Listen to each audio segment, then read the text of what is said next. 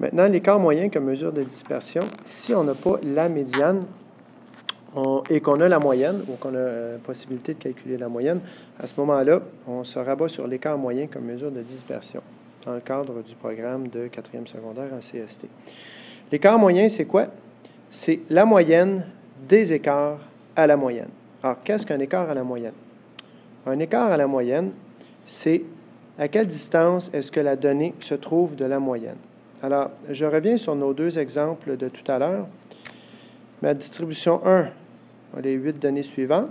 Si j'en calculais la moyenne, j'obtiendrais 29,125.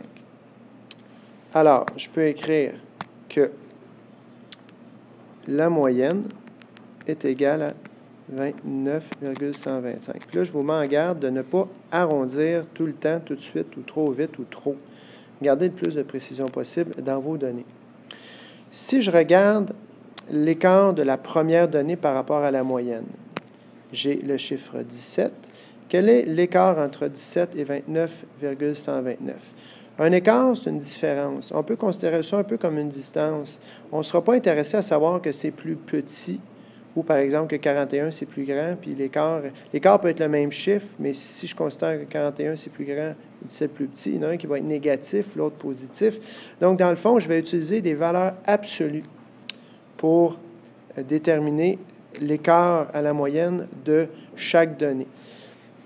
Quel est l'écart à la moyenne de 17? Bien, je fais la première donnée, qui est 17, moins la moyenne, en valeur absolue. Je rappelle que la valeur absolue transforme un nombre négatif en positif, puis conserve le positif en positif. Donc, on ne regarde pas le signe, on regarde juste le chiffre. Donc, l'écart à la moyenne, qui est 29,129 de 17, c'est 12,125. L'écart à la moyenne de la donnée suivante, qui est 18, mais on fait 18 moins 29,125, qui est la moyenne. En valeur absolue, ça donne 11,125. Et je fais ça ensuite pour chaque donnée. Puis, à la fin, j'additionne le tout et je divise par le nombre de données qui est 8.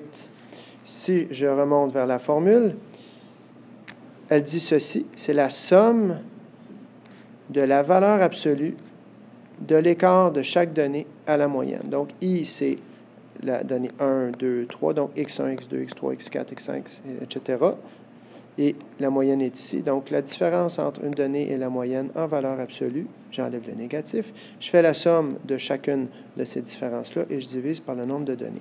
Bon, c'est assez simple comme calcul. Et c'est comme ça qu'on arrive à l'écart moyen. Alors, le symbole d'écart moyen, c'est EM. Et une fois que j'ai tous ces écarts-là, je vais les diviser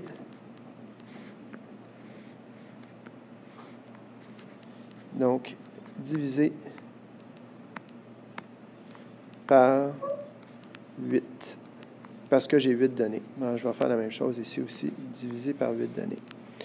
Si je fais ça, je vais constater que l'écart moyen de la distribution 1 est de 6,6. Ça veut dire que l'écart moyen d'une donnée par rapport à la moyenne, c'est de 6,6, en haut ou en bas. Ici, c'est 3,1. Conclusion, la distribution 1, les données sont plus dispersées par rapport à la moyenne, et la distribution 2, à l'inverse, les données sont plus concentrées autour de la moyenne. Ça vient confirmer ce qu'on avait déjà vu avec la médiane et avec l'étendue, c'est que d'une façon générale, les données de la distribution 2 sont beaucoup plus concentrées. Alors voilà, ça fait le tour des mesures de dispersion des données en statistique.